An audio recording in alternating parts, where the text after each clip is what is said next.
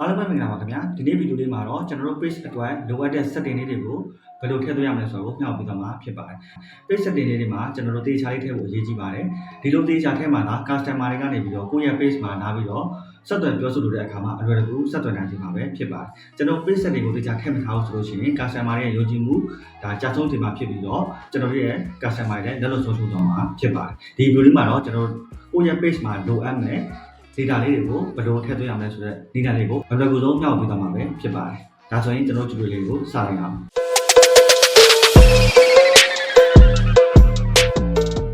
page ကိုရောက်ပြီဆိုလို့ရှိရင် page setting မှာလိုအပ်တဲ့ data တွေကိုထည့်ဖို့အတွက်ကျွန်တော်တို့ scroll down လေးနဲ့အောက်ကိုဆင်းပါဒီနေရာမှာတွေ့မြင်ရတော့ see your about info ကိုနှိပ်ပေးရမှာဖြစ်ပါတယ်ဒီစာမျက်နှာလေးကတော့ကျွန်တော်တို့ page နဲ့ပတ်သက်တဲ့ about section လေးဖြစ်ပါတယ်ကျွန်တော်တို့ page တစ်ခုစောင့်ဖွင့်ခဲ့တော့ category ထည့်ခဲ့တာကိုမှတ်မိမယ်လို့ထင်ပါတယ်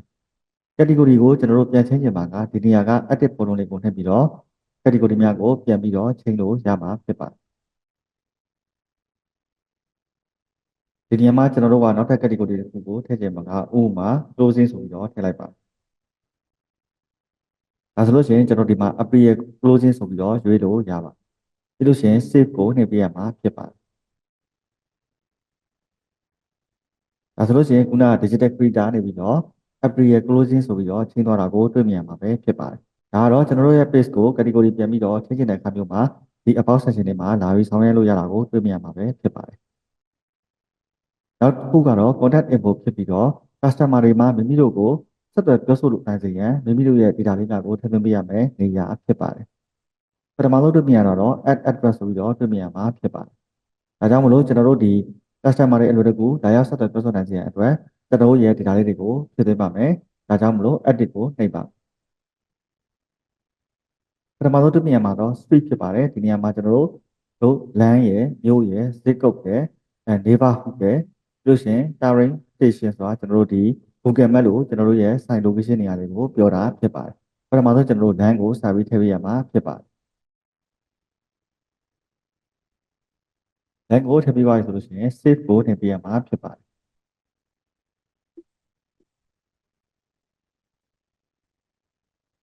်နောက်တစ်ခုကတော့ update city ဆိုပြီးတော့ထည့်ပေးရမှာဖြစ်ပါတယ်ဒါကြောင့်မလို့ဘောက်ထဲမှာဒါစာလေးချလိုက်ပါဒီနေရာမှာကျွန်တော်တို့ import city ဆိုပြီးတော့ကျွန်တော်တို့ရဲ့ဒါမျိုးလေးကိုထည့်ပေးရမှာဖြစ်ပါတယ်ဒီနေရာမှာကျွန်တော်ကတော့ရန်ကုန်မြန်မာဆိုပြီးတော့ပဲရွေးလိုက်ပါမယ်ကိုယ့်ရဲ့မျိုးနယ်လေးတွေအသေးသေးထည့်ချင်တယ်ဆိုရင်တော့မင်္ဂလာတုံတကုံဆိုပြီးတော့စသဖြင့်ကျွန်တော်တို့မျိုးနယ်အသေးသေးတွေကိုတွေ့မြင်ရမှာဖြစ်ပါတယ်ကျွန်တော်ကတော့ရန်ကုန်မြန်မာပဲရွေးလိုက်ပါပြီးလို့ရှိရင် save ကိုနှိပ်ပေးရမှာဖြစ်ပါတယ်နောက်တစ်ခုကတော့ကျွန်တော် zip code ကိုထည့်ပေးရမှာဖြစ်ပါတယ်ကျွန်တော် zip code ကိုအသေးသေးသိချင်တယ်ဆိုရင်တော့ဒီကျွန်တော်ပြန်ပြီးတော့ Chrome နဲ့ကိုဝင်ပေးရမှာဖြစ်ပါတယ် Chrome နဲ့ကိုရောက်ပြီဆိုလို့ရှိရင် search bar လေးမှာကျွန်တော်တို့ဒီရန်ကုန်ဆိုပြီးတော့ရမှာဖြစ်ပါတယ်ရန်ကုန် postal code ဆိုပြီးတော့ရွေးပေးရမှာဖြစ်ပါတယ်ဒါဆိုလို့ရှိရင်ဒီနေရာမှာရန်ကုန် postal code က11041ဆိုပြီးတော့တွေ့မြင်ရမှာဖြစ်ပါတယ်ဒီလိုမျိုးလေးကျွန်တော်ကြည့်ပြီးတော့ကူလို့ရပါတယ်နော်အဲ့တော့ကျွန်တော်ပြန်သွားလိုက်ပါမယ်ဒီနေရာမှာ11041ဆိုပြီးတော့ကျွန်တော်တို့ရဲ့ zip code လေးကိုထည့်ပေးရမှာဖြစ်ပါတယ်ပြီးရင် save ကိုနှိပ်ပေးရမှာဖြစ်ပါတယ်ဒါကတော့ကျွန်တော်တို့ရဲ့ Google Map နေရာဖြစ်ပါတယ်ဒီနေရာမှာကျွန်တော်တို့ရဲ့ Google Map location တွေကိုဒီခုကဲ့သို့မြေပုံလေးကိုရွှေ့ပြီးတော့ကြည့်လို့ရမှာဖြစ်ပါတယ်နော်ဒါဆိုရင်ကျွန်တော်နေတဲ့နေရာလေးဖြစ်ပါတယ်ဒါကြောင့်မလို့ကိုနေတဲ့နေရာကိုရွှေ့လို့ရပြီဆိုလို့ချင်းဒီလိုမျိုးလေးရွှေ့လို့ရပါတယ်နော်ကိုလိုချင်တဲ့နေရာကိုရပြီဆိုလို့ချင်းsave ကိုနှိပ်ပေးရမှာဖြစ်ပါတယ်โอเคဒါဆိုလို့ရှိရင်ကျွန်တော်တို့ဒီ update location နဲ့ပတ်သက်ပြီးတော့လိုအပ်တဲ့ချက်တွေများကိုဒီနေရာမှာထည့်သွင်းမိတာကိုတွေ့မြင်မှာဖြစ်ပါတယ်နောက်ထပ်ကိုက add service area ဆိုပြီးတော့ထပ်ပြီးတော့ထည့်ခြင်းနဲ့ရပါတယ်ကျွန်တော်ကတော့မထည့်တော့ပါဘူးเนาะအဲ့တော့ဒါတွေအားလုံးကိုထည့်ပေးပါဆိုရင်ကျွန်တော် band နဲ့ပြန်ပြီးတော့ထုတ်ပေးရမှာဖြစ်ပါတယ်เนาะဒါဆိုလို့ရှိရင်ဒီနေရာလေးမှာကျွန်တော်တို့ရဲ့ address နဲ့ကျွန်တော်တို့ရဲ့ zip code နဲ့မြေပုံလေးကိုထည့်သွင်းမိတာကိုတွေ့မြင်မှာဖြစ်ပါတယ်နောက်ထပ် contact info မှာကျွန်တော်တို့ဖုန်းနံပါတ်နဲ့ email ထည့်ဖို့ကြံပါသေးတယ်ဒါကြောင့်မလို့ဖုန်းနံပါတ်ထည့်သွင်းဖို့အတွက်ကို add ဖုန်းနံပါတ်ကိုနှိပ်ပေးရမှာဖြစ်ပါတယ်ဒီနေရာမှာကျွန်တော်ရဲ့ဖုန်းနံပါတ်လေးကိုထည့်သွင်းပေးရမှာဖြစ်ပါတယ်ဖုန်းနံပါတ်ထည့်ပြီးသွားလို့ရှိရင်ကျွန်တော် save ကိုနှိပ်ပေးရမှာဖြစ်ပါတယ်ဒါဆိုရင်ကျွန်တော်ဒီ page မှာဖုန်းနံပါတ်ထည့်သွင်းပြီးပါပြီနောက်ထပ် email လေးထည့်ပေးရမှာဖြစ်ပါတယ် ဒါကြောင့်မလို့ add email ကိုနှိပ်ပေးရမှာဖြစ်ပါတယ်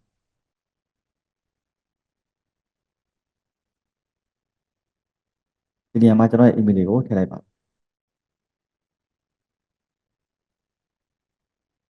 email ထည့်ပြီးသွားပြီဆိုလို့ရှိရင် save ကိုနှိပ်ပေးရမှာဖြစ်ပါတယ် okay နောက်ထပ်တစ်ခုကတော့ add surface area ဆိုပြီးတော့ထည့်ဖို့ကြံနေပါသေးတယ်ဒါကြောင့်မလို့ add surface area ကို click တစ်ချက်နှိပ်ပါဒီနေရာမှာ add surface area ကိုထပ်ပြီးတော့နှိပ်ပါအဲ့တော့နောက်ထပ် add surface area ဆိုတဲ့ plus icon လေးကိုနှိပ်ပေးရမှာဖြစ်ပါတယ်ဒီနေရာမှာကျွန်တော်တို့ရဲ့ location နဲ့ရှာပေးရမှာဖြစ်ပါတယ်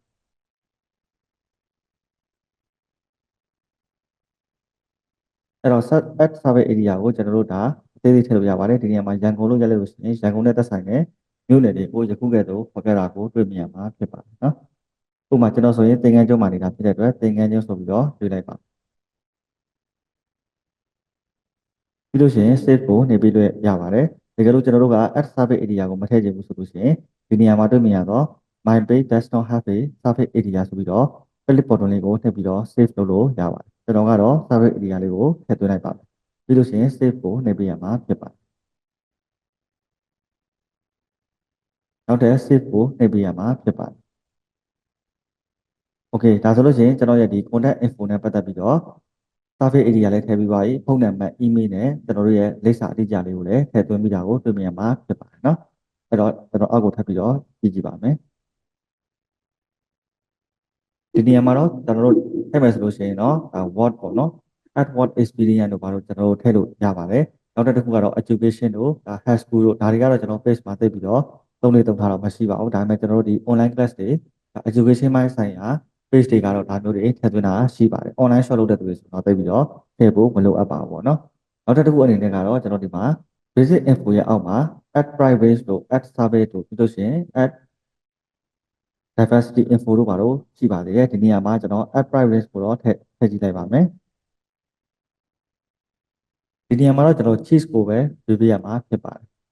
ပြီးလို့ရှိရင် save ကိုနှိပ်ပေးရမှာဖြစ်ပါတယ်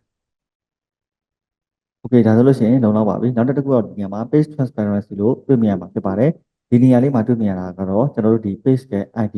ဖြစ်ပါတယ် ID number ကလေးပေါ့နော်ဒါလေးတွေကိုကျွန်တော်တို့မှတ်သားထားဖို့လိုပါတယ်ကျွန်တော်တို့နောက်တစ်ချိန်မှာ page က error တစ်ခုထည့်လို့ရှိရင်ကျွန်တော် Facebook တင်ကို license နဲ့ပတ်သက်တဲ့အခါမျိုးတွေ report တင်တဲ့အခါမျိုးတွေမှာကျွန်တော် page ID လေးတွေထည့်သွင်းပြရတဲ့အခါမျိုးတွေရှိတတ်ပါတယ်ဒါကြောင့်မလို့ကျွန်တော်ဒီ page ID လေးမှတ်မိဘူးဆိုလို့ရှိရင်ဒီနေရာမှာပြန်ပြီးတော့လာကြည့်လို့ရတာကိုသိရှိဖို့လိုအပ်ပါတယ်နော်ကျွန်တော်ဒါကိုထပ်ပြီးတော့အောက်ကိုဆင်ကြည့်ပါမယ်ဒီနေရာမှာတော့ဒါကိုယ့်ကိုထည့်လို့လည်းရတာပေါ့နော်လွယ်လွယ်လေးတွေပေါ့ကျွန်တော်ဒီ page တော်များများတော့ဒါတွေကိုသိပြီးတော့အသုံးတော့မထည့်ကြပါဘူးနော်ဒါဆိုလို့ရှိရင်ကျွန်တော်အပေါ်လေးကိုဆက်ပြီးတော့ပြန်သွားပေးရမှာဖြစ်ပါတယ်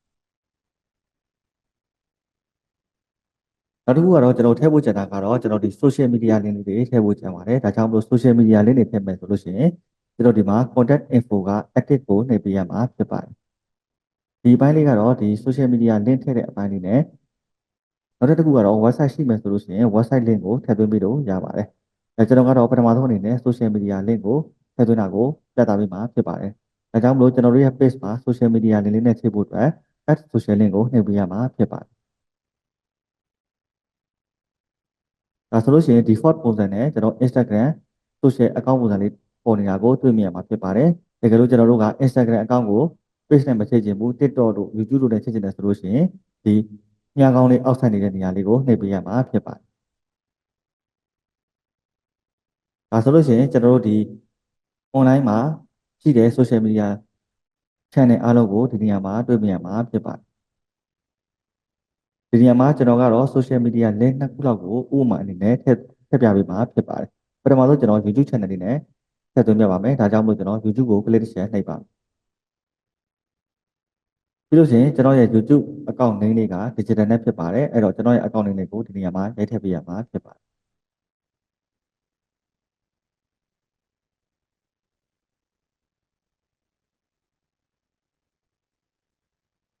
ကျွန်တော်ရဲ့ channel လေးတွေကိုထည့်ပြီးလို့ရှိရင်အပြင်မှာ cursor လေးတစ်ချက်ချပေးရမှာဖြစ်ပါတယ်နောက်တစ်ခုအနေနဲ့ကျွန်တော်တို့ထည့်ပြီးတော့ထည့်မယ်ဆိုလို့ရှိရင်ကျွန်တော်နောက်ထပ်တစ်ခုအနေနဲ့ TikTok account လေးကိုထည့်သွင်းပြပါမယ် ဒီနေရာမှာကျွန်တော်ပြန်ပြီးတော့ရွေးပေးရမှာဖြစ်ပါတယ်ပြီးလို့ရှိရင်ကျွန်တော်ရဲ့ TikTok account နာမည်လေးကိုထည့်ပေးရမှာဖြစ်ပါတယ်အဲ့တော့ account နာမည်လေးပါလေမှတ်မိလို့ဆိုလို့ရှိရင်ဒီမှာထပ်ပြီးတော့ပြပေးပါမယ်ကျွန်တော် home ကိုထွက်လိုက်ပါမယ်ပြီးရင်ကျွန်တော် TikTok ထဲကိုဝင်လိုက်ပါမယ်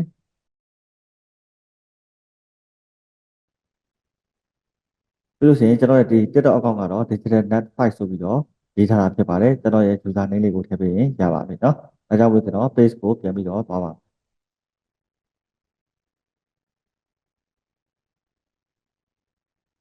โอเคဒါဆိုလို့ရှိရင်ကျွန်တော်ရဲ့ဒီ page မှာ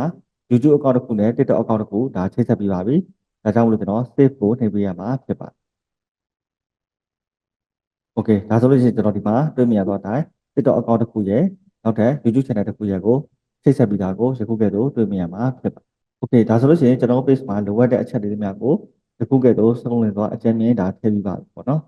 ဒါလေးတွေကတော့ဟိုထည့်ခြင်းနဲ့ရပါတယ်ကျွန်တော်တို့တော်များများတော့အသုံးသိမရှိတဲ့အတွက်ကျွန်တော်ထည့်မပြတော့ပါဘူးအဲ့တော့ကျွန်တော်တို့ရဲ့ page လေးမှာဘယ်လိုပုံမလဲဆိုတာကိုသိချင်လို့ရှိရင်ကျွန်တော် home ကိုပြန်ပြီးတော့သွားလိုက်ပါလို့ရှိရင်ကျွန်တော် refresh တစ်ခါလုပ်လိုက်ပါမယ်โอเคကျွန်တော်တို့ရဲ့ page ကိုပြန်လည်ရောက်ရှိပြီဖြစ်တဲ့အတွက်ကျွန်တော်တို့ page ကို customer တွေကနေပြီးတော့တကယ်လို့ကြည့်ခဲ့လို့ရှိရင်ဘယ်လိုပုံစံလေးနဲ့မြင်ရမလဲဆိုတာကိုသိဖို့အတွက်ကိုကျွန်တော်3 dot ကိုနှိပ်ပေးရမှာဖြစ်ပါတယ်ဒီနေရာမှာ view as ကိုယူပေးရမှာဖြစ်ပါတယ်